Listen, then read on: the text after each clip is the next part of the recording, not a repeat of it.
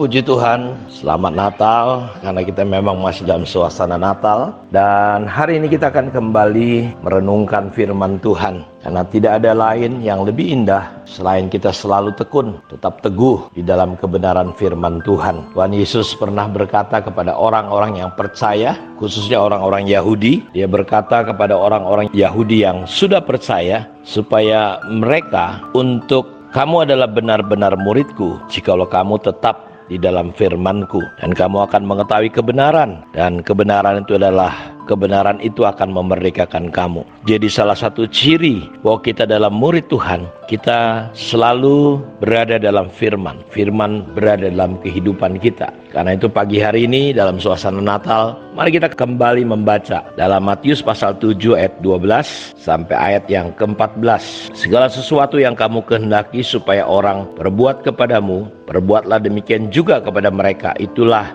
isi seluruh hukum Taurat dan kitab para nabi. Masuklah melalui pintu yang sesak itu, karena lebarlah pintu dan luaslah jalan yang menuju kepada kebinasan, dan banyak orang yang masuk melaluinya. Karena sesaklah pintu dan sempitlah jalan yang menuju kepada kehidupan, dan sedikit orang yang mendapatinya. Apa saran Tuhan bagi kita dari ayat 13a? Kita lihat di sini, masuklah melalui pintu yang sesak. Saran Tuhan kepada kita dalam kehidupan kita di hari-hari ini, kita disuruh masuk dan berada pada jalan yang sesak, yang sempit. Tetapi kita melihat di sini, apa sih yang dipilih oleh banyak orang? Ternyata saran Tuhan banyak diabaikan, ditiadakan.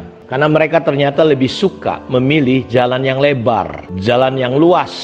Jadi kenapa? Jawabnya sederhana, karena jalannya mudah, tidak sulit, tidak sukar. Tetapi dalam ayat 13 ini kita bisa melihat bahwa jalan itu menuju pada kebinasaan. Jadi banyak orang tidak suka memilih kehidupan, tidak suka memilih kebenaran, jalan yang sulit. Karena memang untuk menjadi rusak, saudara nggak perlu waktu lama. Tetapi untuk menjadi benar, menjalani kehidupan yang menyenangkan Tuhan, jalannya diumpamakan begitu sempit, begitu sulit. Tapi kalau sudah perhatikan pintu yang sempit ini, dia menuju kemana? Ayat ini jelas berkata, jalan yang sempit itu justru menuju kepada kehidupan. Jadi coba saudara renungkan, apakah saudara sedang berada di jalan yang sempit atau jalan yang lebar? Jalan yang sempit arahnya jelas, jalannya menuju pada kehidupan. Tetapi orang yang mengikuti jalan yang lebar itu, mereka menuju pada kebinasaan. Jawabnya kenapa orang lebih suka jalan yang lebar? Ya sekali lagi karena mudah, gampang, tidak sulit, ya tidak perlu ambil resiko, jalannya lebih cepat. Jadi banyak orang tidak memahami bahwa sebenarnya untuk kita menjadi kuat di dalam Tuhan, untuk kita bisa bertumbuh, kita tidak pernah lepas dari yang namanya sebuah proses.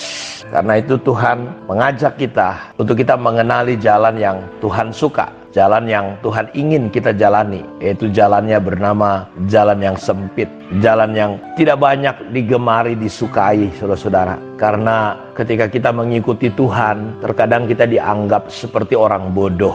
Ada kesaksian bagaimana jemaat ketika dulu dia belum kenal Tuhan, dia paling berkuasa di daerah apanya dengan suara keras, orang takut semua sama dia dalam jualannya. Tapi ketika dia kenal Tuhan, orang yang dulu ditakutin sekarang mengambil posisi dia, mengamuk, marah. Dan ketika dia menyadari itu, dia seperti kayak orang bodoh. Jadi Bapak Ibu, terkadang ketika kita mengikuti Tuhan menuju pada kehidupan, orang melihat kita seperti orang yang, ya bagaimana gitu. Mereka memandang kita, terus kita mau membalas, tetapi firman Tuhan melarang kita. Firman Tuhan tidak mengajarkan kita. Justru firman Tuhan menyuruh kita untuk mengasihi, memberkati. Firman Tuhan menyuruh kita untuk mendoakan. Ini jalan-jalan yang secara daging sulit dan sukar. Tetapi itulah jalan yang Tuhan mau kita tempuh. Makanya di hari-hari ini saya mau ajak kita semua lewat renungan ini Bapak Ibu untuk kita belajar mengenali keinginan Tuhan, belajar mengenali jalan-jalannya Tuhan. Kepada orang Israel Tuhan menyatakan mujizatnya, perbuatannya. tetapi kepada Musa Tuhan menunjukkan jalan-jalannya. Tahukah Bapak Ibu, nanti ada banyak orang akan tersesat karena dia terlalu mengandalkan mujizat. Bukan berarti mujizat salah, tetapi mujizat tidak bisa membuat orang bertobat dan percaya. Lihat orang Israel, kurang mujizat apa mereka? 10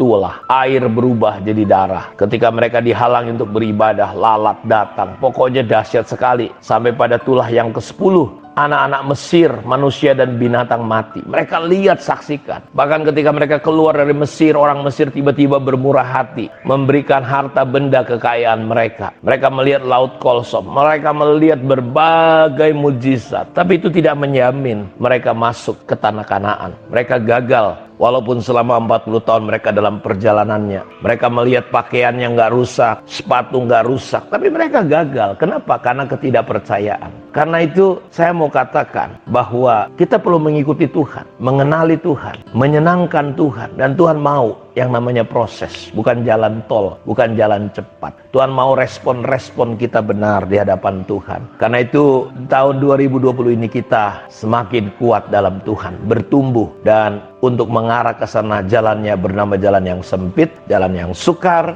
jalan yang sulit secara daging. Tapi saya berdoa biar renungan ini bisa menolong kita semua. Tuhan Yesus memberkati kita semua. Shalom.